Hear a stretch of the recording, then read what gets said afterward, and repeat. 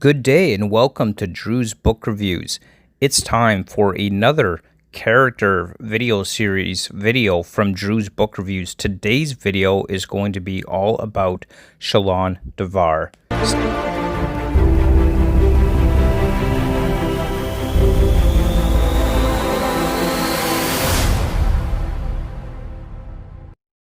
Shallan Davar. She is many things. She is radiant. She is a thief, a scholar. She's an artist. She is a girl with a very tragic past. A girl who is desperate for many things, but also troubled. And has many challenges ahead of her. Shallan Davar is a light eyes who seeks nothing but to save her family from imminent ruin. Shallan's surviving family consists of her 4 brothers, as her mother and father have died under tragic circumstances, which we will get to in terms of how her parents died. We have her 3 brothers who remain at home, which is Balat, Shallan's next older brother, who develops this fascination with death after the passing of her mother, often manifesting itself in pointless killing of innocent animals. We have Wakim, Shallan's brother, who struggles with depression.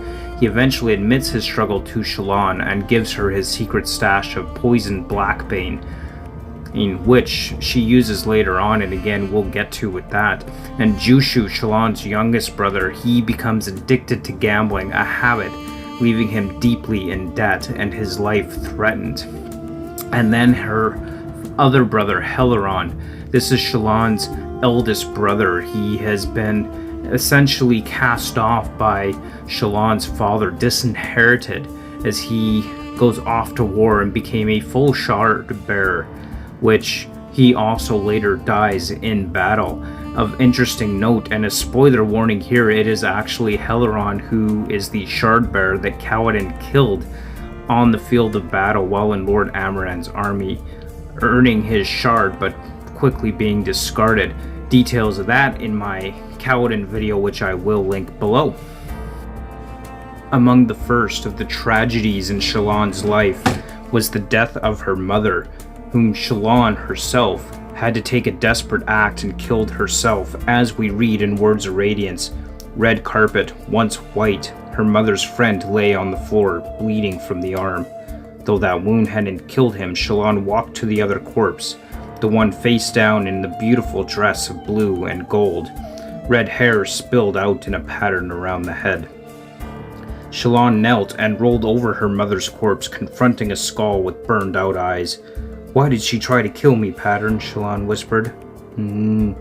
It started when she found out what I could do." She remembered it now, her mother's arrival with a friend Shallan didn't recognize. To confront her father, her mother's shouts arguing with her father, mother calling Shallan one of them, her father barging in, mother's friend with a knife, the two struggling, the friend getting cut in the arm, blood spilled on the carpet. The friend had won that fight, eventually holding father down, pinned on the ground. Mother took the knife and came for Shallan. And then a sword in Shallan's hand. He let everyone believe that he'd killed her, Shallan whispered, that he'd murdered his wife and her lover in a rage. When I was the one who had actually killed them, he lied to protect me. I know. That secret destroyed him. It destroyed our entire family. I know. I hate you, she whispered, staring into her mother's dead eyes. I know, Pattern buzzed softly. Eventually, you will kill me, and you will have your revenge. I don't want revenge. I want my family. Shallan wrapped her arms around herself and buried her head in them, weeping as the illusion bled white smoke, then vanished, leaving her in an empty room. So, as noted, Lyn Davar, Shallan's father, protected her and essentially hid the fact that it wasn't Shallan that actually killed her mother. So he wanted to protect her. Though, when all said and done, Lyn Davar certainly was not the perfect father as well, and he himself had his own issues and own troubles, and in many ways was also an abusive parent and father to Shallan. And sadly, because of this, Lyn Davar also eventually, or had to die at the hands of Shallan, which is the second tragic loss of her parents. It is not something that Shallan wanted to do. After many years of Shallan's family dealing with the abusive nature of Shallan's father, Shallan Davar, Shallan met her last stroke, the straw that broke the proverbial camel's back, and she took action necessary to protect her family and her brothers, and this was the ultimate end of Shallan Davar. As we read in Words of Radiance, "Bah," Father said, "useless." He tossed his sword onto the high table, then stepped over to the hearth. He grabbed an iron poker, then walked back. "Useless." He slammed the poker down on Balat's thigh. "Father!" Shallan screamed, trying to take his arm. He shoved her aside as he struck again, smashing his poker against Balat's leg. Balat screamed. Shallan hit the ground hard, knocking her head against the floor. She could only hear what happened next. Shouts, the poker connecting with the sound like a dull thump, the storm raging above. "Why?" Smack. "Can't." Smack. "You." Smack. "Do." Smack. "Anything." Smack. "Right." Shallan's vision cleared. Father drew deep breaths. Blood had spattered on his face. Balat whimpered on the floor. Elita held to him, face buried in her hair. Balat's leg was a bloody mess. He raised his poker to strike, but then the weapon slipped from his fingers and clanged to the ground. He looked at his hand as if surprised, then stumbled. He grabbed the table for support, but fell to his knees, then slumped to the side. Shallan forced herself to her feet. Coldness, yes, she recognized that coldness inside of her now. She'd felt it before, on the day when she'd lost her mother. "Bind Balat's wounds," she said, approaching the weeping Elita. "Use his shirt." What happened?" Wakim asked. She hadn't noticed him and Jushu timidly entering the room. Rounding the table and joining her, Wakim peered over her shoulder. "Did Balat strike to the side?" Father was bleeding there. Shallan could feel it through the clothing. It wasn't nearly bad enough to have caused this, though. She shook her head. "You gave me something a few years ago," she said. "A pouch. I kept it. You said it grows more potent over time." "Oh, Storm, Father," Wakim said, raising his hand to his mouth. "The black pain. You..." "In his wine," Shallan said. "Melise is dead by the kitchen." He went too far. "You've killed him," Wakim said, staring at their father's corpse.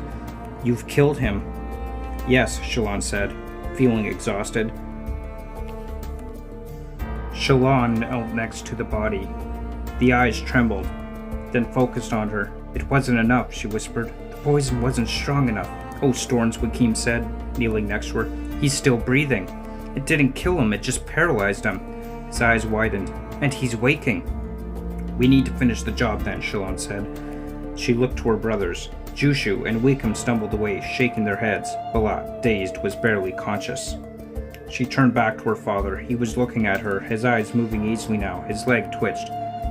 "I'm sorry," she whispered, unhooking her necklace. "Thank you for what you did for me." She wrapped the necklace around his neck, then she began to twist.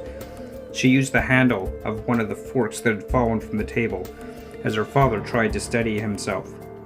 She looped one side of the closed necklace around it, and in twisting pulled the chain very tight around her father's throat. "Now go to sleep," she whispered, "in chasms deep, with darkness all around you." A lullaby, Shallan spoke the song through her tears, the song he'd sung for her as a child. When she was frightened, red blood speckled his face and covered her hands. "Through rock and dread may be your bed, so sleep, my baby dear." She felt his eyes on her. Her skin squirmed as he held the necklace tight. "Now comes the storm," she whispered, "but you'll be warm. The wind will rock your basket." Shallan had to watch as his eyes bulged out, his face turning colors, his body trembling, straining, trying to move. The eyes looked toward, demanding, betrayed. Almost Shallan could imagine that the storm's howls were a part of the nightmare, that soon she would awaken in terror, and her father would sing to her as he done when she was a child. "The crystal's fine, the glow sublime." Father stopped moving. "And with the song you'll sleep, my baby dear." After the death of Shallan's father, it was soon discovered that Her father had a Soulcaster, a jewel or device used to transform physical objects into other things. It was through this Soulcaster that Shallan's father was able to acquire his wealth. But this Soulcaster was now broken, leaving the family unable to create the wealth necessary to support their family in the long term. But they couldn't tell anybody that Lynn Davar was dead, and they most certainly couldn't tell anybody how Lynn Davar had died. This left Shallan's family in a predicament, in a situation where her family had a lot of debt, but also was unable to repay that debt. Without being able to do so, her family's well-being and future was at stake, and they were destined to become destitute.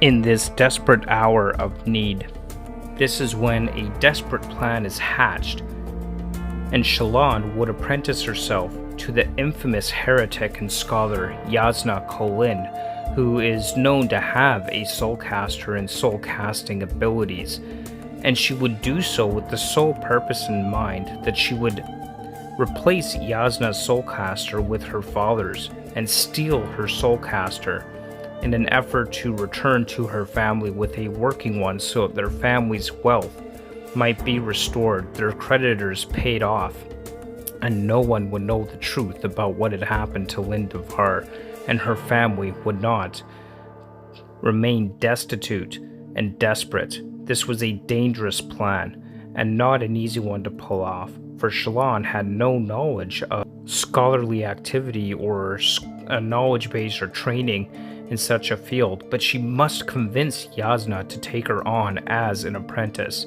for it is her family's only hope. After much pressure and time, Shallan eventually convinces Yasna to take her on as her apprentice. Eventually, Shallan begins to form a unique bond and friendship with Yasna and starts to second-guess her initial intentions to steal the Soulcaster from Yasna, as she wants to continue to learn from Yasna as she learns the truth about soulcasting and how it actually works and how the world of Shadesmar is tied into the whole soulcasting aspect.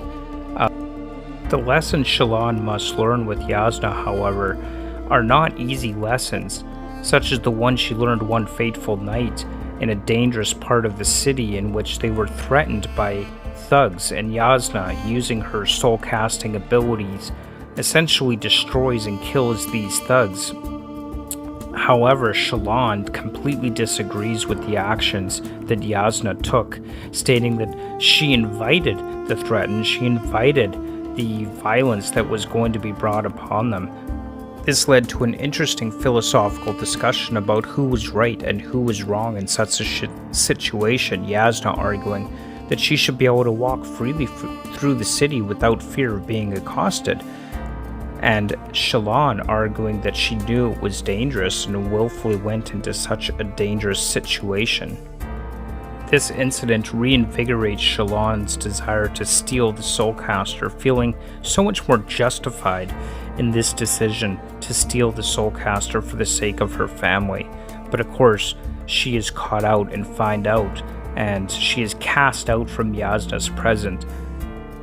But Shallan, being the persistent and stubborn girl that she is, continues to try to convince Yasna that while she originally came to steal the Soulcaster, she really does want to learn from Yasna, and her persistence eventually pays off, with Yasna once again accepting her as her ward and as her student, and they once again rekindle their friendship, albeit with some broken trust.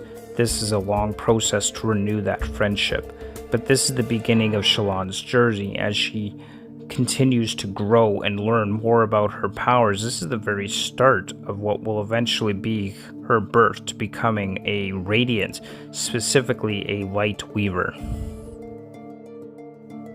Now, a Light Weaver's primary ability is the ability to create illusions, to trick and deceive another individual as to what is really there, so you can create very realistic distractions and illusions against your opponents or whoever you're going up against, Shallan uses her light weaving ability to create different personas as well as a disguise so that she might appear to be somebody different than who she really is.